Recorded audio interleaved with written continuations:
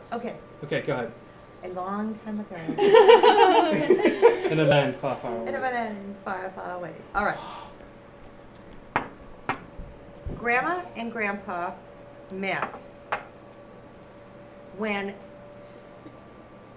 they met actually in America. They did not meet in Russia or Poland because they both immigrated here. And they got to Boston, or they came in through Ellis Island. They spoke their native tongue, Grandpa, and we have the documents. And what happened? This is your grandfather. This is Papa's father, Okay. Stanley. Okay. Could we just have names we'd want to name our children and pass down? There's still Floyd. Stanley and Floyd, Walter. Lemuel. Talked about Lemuel No, or Lemuel. Floyd. Floyd. It's another good family name. Stanley. That Flat Stanley. Flat Stanley. No, it is Flat Stanley. And they came in through Ellis Island and they spoke to the immigration people who were Irish working in New York. And so when he said it in Russian, they spelt it the best that they could interpret it. And that's why Makush came out written so Gaelic. Because there's a word in the Gaelic language, Makush, and it's dear one. Okay. And so his documents go from spelling it Makuz. Okay. There's an Makusch.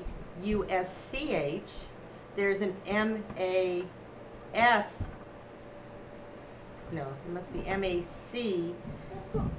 I've probably got 4 things that are all spelled differently. It didn't become Makush till Walter went in the service, Okay. essentially. Huh. Okay, and that's when it started to be spelled Makush. So these two people came to America. They ended up in the Boston area because there was a huge immigration community of Russian and Polish immigrants there.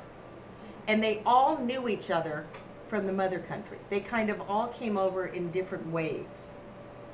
And Phyllis's father had been there quite a while. He was a cousin of Grandpa.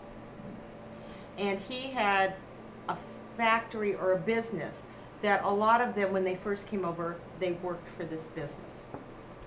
So, Julia and Stanley married, got settled in the Boston, in Maynard, and Grandpa worked for him for a while. And Julia came to America thinking that this was the land of opportunity, that this was going to be great, all this was wonderful. Well, of course, they got here, and the immigrant life in the early 20s was really rough. Mm-hmm. And they weren't readily accepted into society. They kind of had their home base, but they had a hard time breaking into any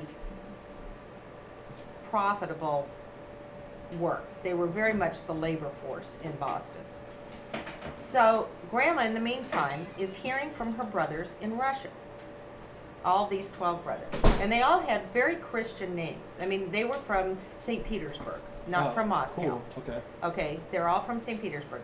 And their names were all, I mean, there was a Michael, a Samuel, a John, an Andrew. I mean, it was almost like the apostles up through. And Julia, the princess. And they were writing to her because what was going on in Russia at that time? The revolution. The revolution was starting. And, everything is going to be wonderful. This is there is going to be opportunity and wealth for everyone. We have this new system that's going to work fabulously. Well, Julia, we were always told that she went to visit her family.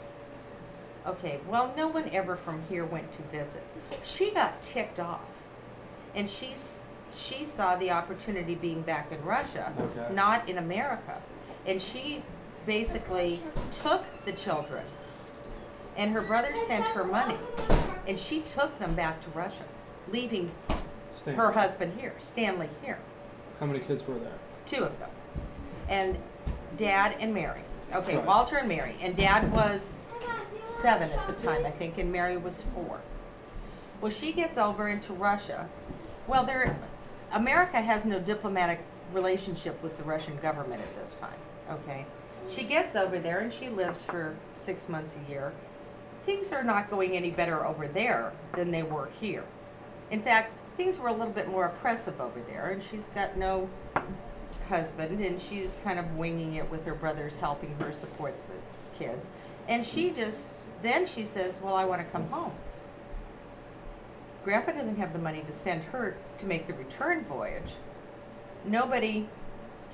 Her brothers won't give her the money because they believe in the cause and want her to stay there and be a good Russian woman. What year was this?